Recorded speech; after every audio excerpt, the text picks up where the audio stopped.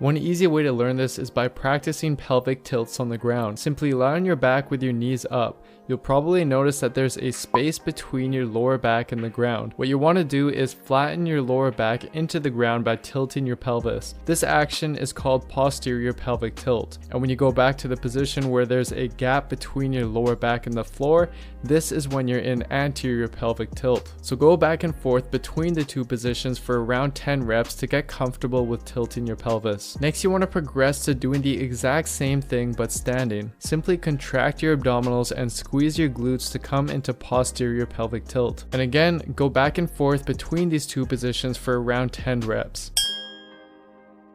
Now that you've hopefully learned how to posteriorly tilt your pelvis, we want to carry that over into strengthening exercises for both your underactive glutes and abdominals. The first exercise is the hip thrust and will mainly target your glutes, but the key is to do them properly. Basically, all you're doing is driving your hips towards the ceiling.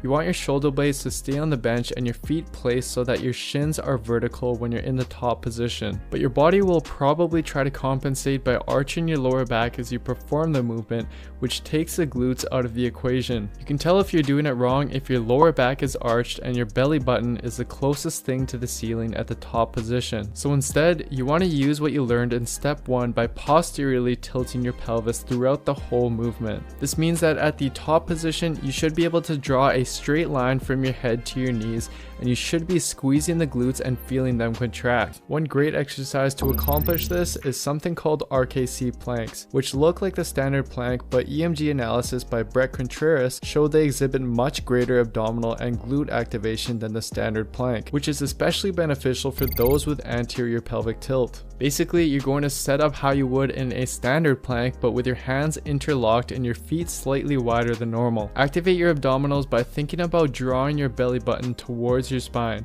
And then again, using what we learned in step 1, you want to posteriorly tilt your pelvis by squeezing your glutes and keeping them contracted throughout the movement. Hold this position for as long as possible without letting your lower back arch. They're appropriate for all fitness levels based on the modifications I'm going to provide.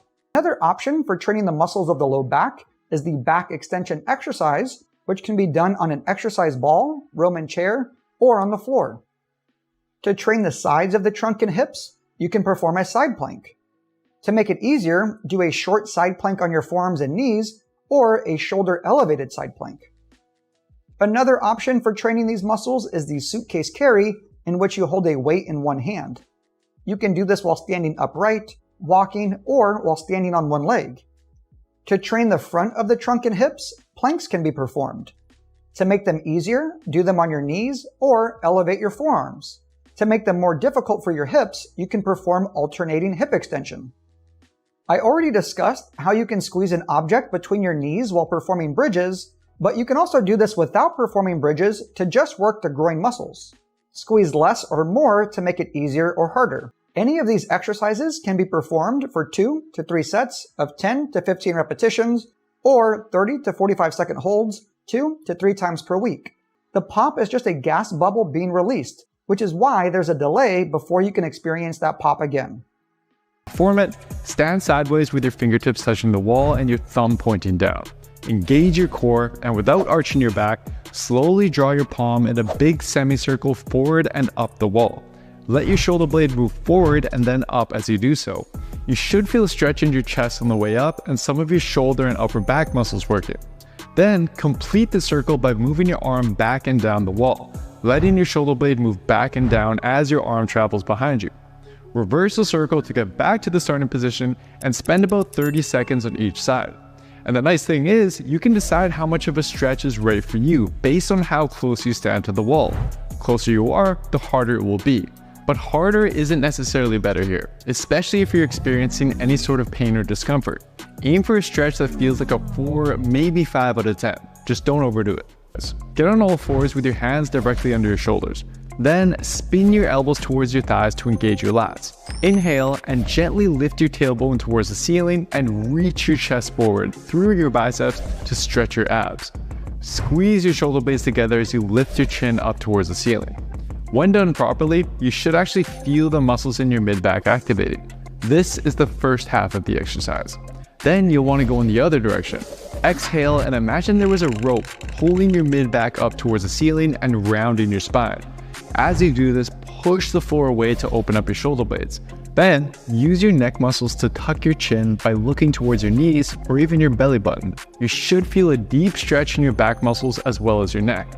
Do this for about 30 seconds, and then for the next 30 seconds, we'll move your spine in a way you probably don't do all day.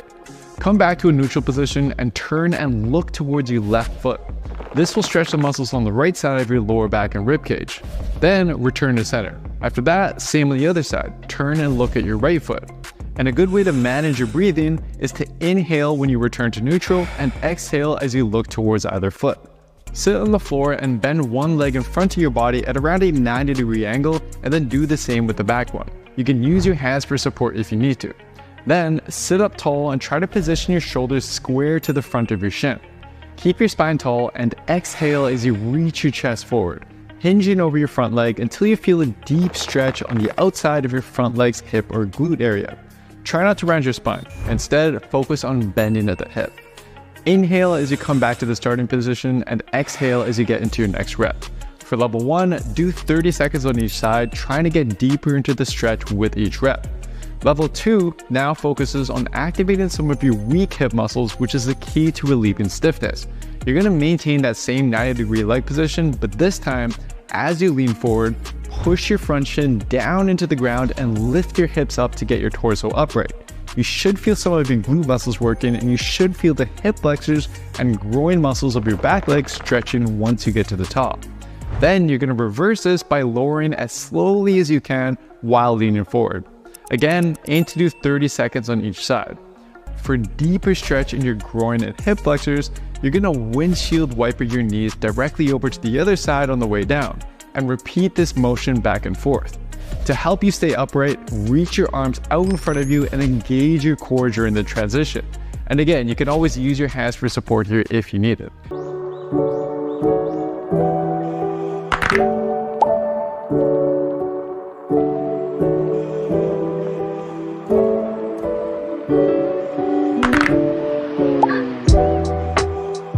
And then repeat this 10 to 15 times. It's just a really easy exercise that you can do every time that you go.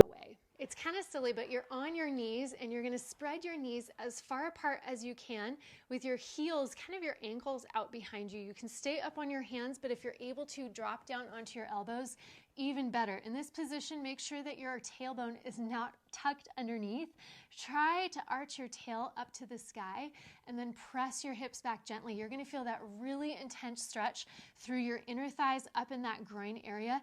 This is going to relieve a lot of tension through your pelvis, those specific areas that are pulling really hard on your low back and creating a lot of that pain.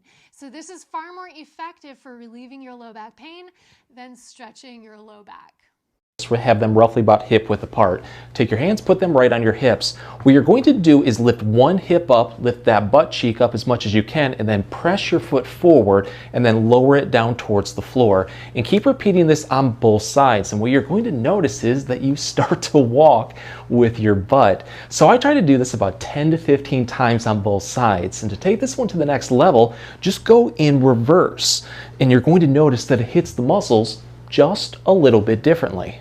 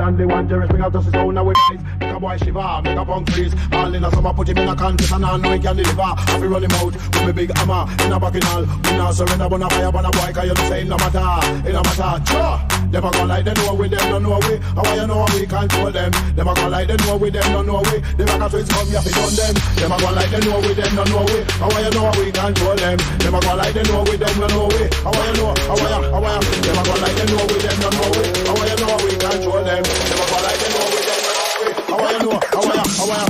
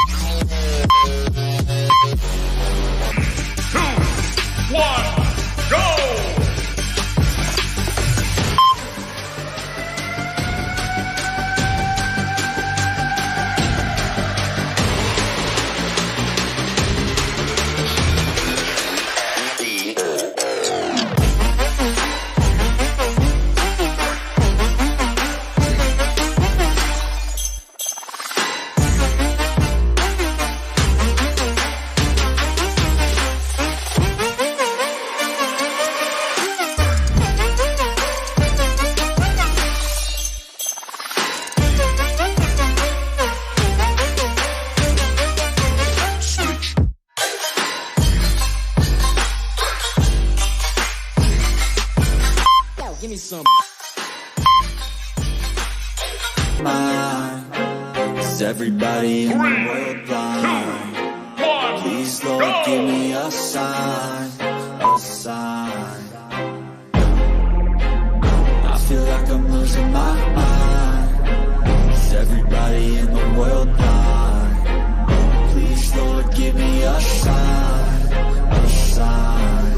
I wanna be the greatest. Everybody on the fake shit. I look around and feel like everybody is the fakest. I make this every day and I'm impatient, hoping one day I blow up from the basement. Statement, the top is so vacant. I don't hear shit that I think is amazing. Waiting for my day when I'm playing sold out shows for 1,000 faces. Hey, give me that crown, get in my way into be. I feel like I'm losing my mind. Is everybody in the world blind? Please, Lord, give me a sign, a sign. That's it, the end of the song. Next time you'll sing along. Trust me, there's nothing wrong. I just need to carry on, cause society's a myth put there to make you sit. Listen to what they give. Don't ask questions, shut your lid. Yeah, don't ask questions, shut your lid. I need to run away from this and go get off the grid. Feel like my brain is overloaded, man, I'm losing it. Don't let them tell you what to do, man, they don't know shit.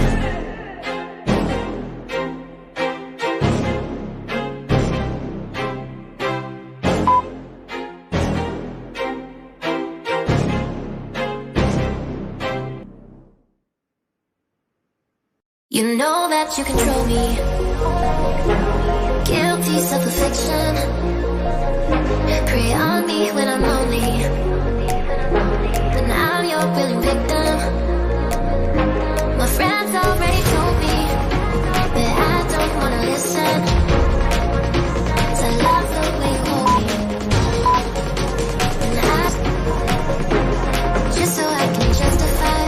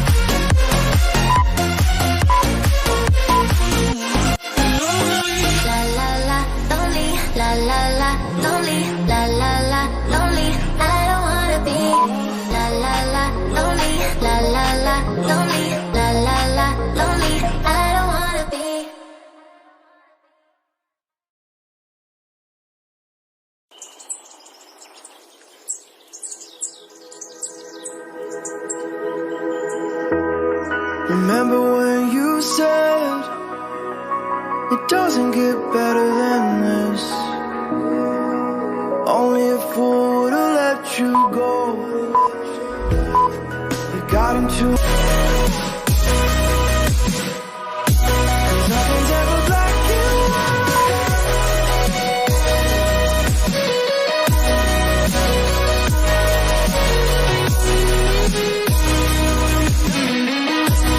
nothing's ever black and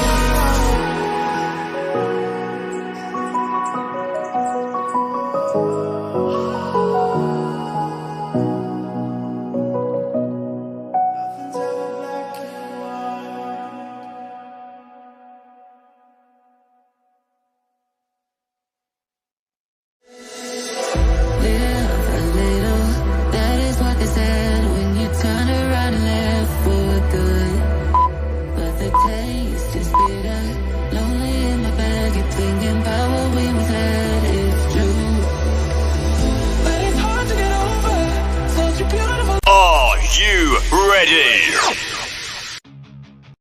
First exercise. 3, 2, 1, go. Stand shoulders apart with your arms in a boxing position. Slightly bend your knees. Now punch with your left arm up toward the right side. Return to the starting position and repeat the same with the right arm. Punch up to the left side. Alternate between the arms.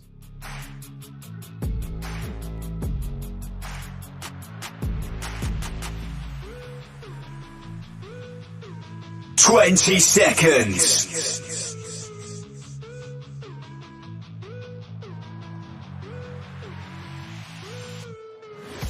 10 seconds.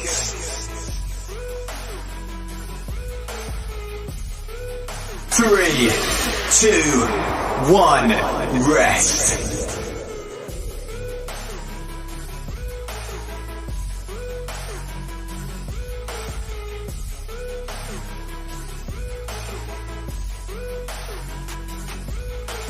Next exercise.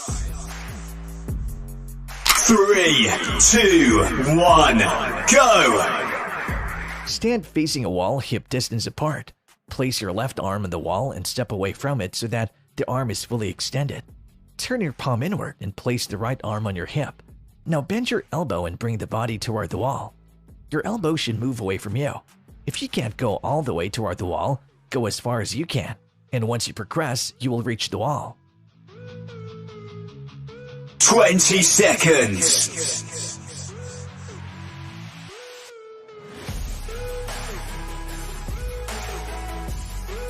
10 seconds.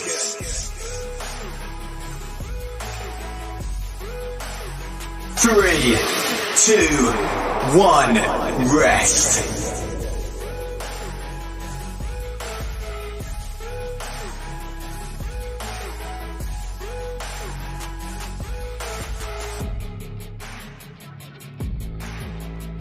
Next exercise. 3, 2, 1, go! Stand facing a wall hip distance apart. Place your right arm on the wall and step away from it so that the arm is fully extended. Turn your palm inward and place the left arm on your hip. Now bend your elbow and bring the body toward the wall. Your elbow should move away from you. If you can't go all the way toward the wall, go as far as you can. And once you progress, you will reach the wall. 20 seconds.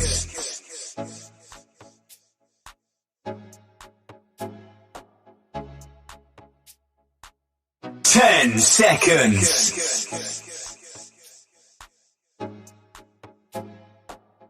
3, 2, 1, rest.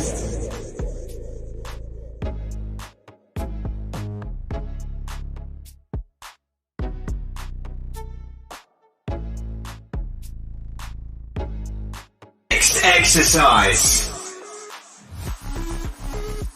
3, 2, 1, go! Stand hip distance apart. Extend your arms and bring your palms together. Raise your arms overhead and then move them down behind your back and clap with your palms. Raise the arms overhead and bring the palms together. Alternate.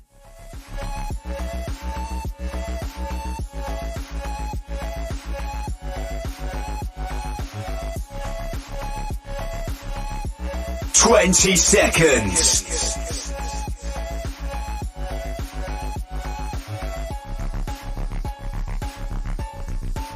10 seconds.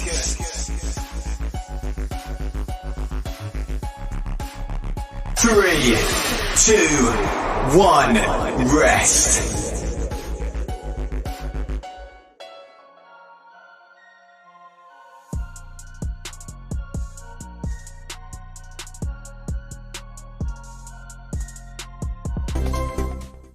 If you touch your ears and clasp your back 100 times a day, you'll say goodbye to a dowager's hump. If you do 100 shoulder external rotations every day, your straight shoulder line will look beautiful. If you do 100 high pull-downs every day, your back will stand tall and strong. If you pull your arms back toward your spine 100 times daily, you'll eliminate a slouched posture. Stretch is going to lengthen the sternocleidomastoid.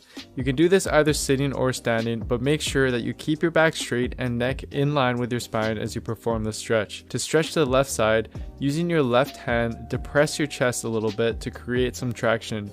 Rotate your head to the opposite side and then bring your head all the way back until you feel a stretch. You should feel a nice pull in the front of your neck. Hold this for 30 to 60 seconds or 10 deep breaths, and then switch to the other side.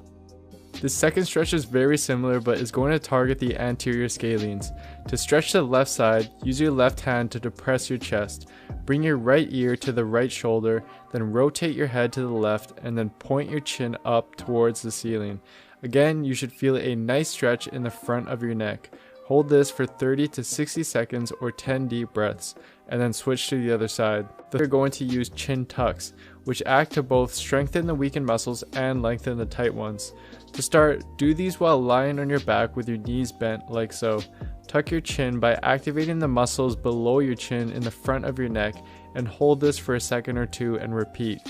Think about trying to give yourself a double chin, and you can also use 2 fingers to guide and cue your chin through the movement. Perform about 15 reps of these. They can be done sitting or standing with your back straight against a wall, or even when you're driving or just standing throughout the day. Try to get around 30 to 40 reps of the exercise we'll use here will be used to help correct some of the asymmetries developed from slouching one way when sitting. This causes your muscles in your sides, such as your QL, to tighten up and commonly droop your body one way as a result. For these, we'll perform a simple standing reach where you hold one hand at your hip, and then with your other arm, you want to extend up and back behind your body at a diagonal. Think about reaching towards the ceiling and experiment with different angles until you find the angle that best creates a stretch in your side shown here.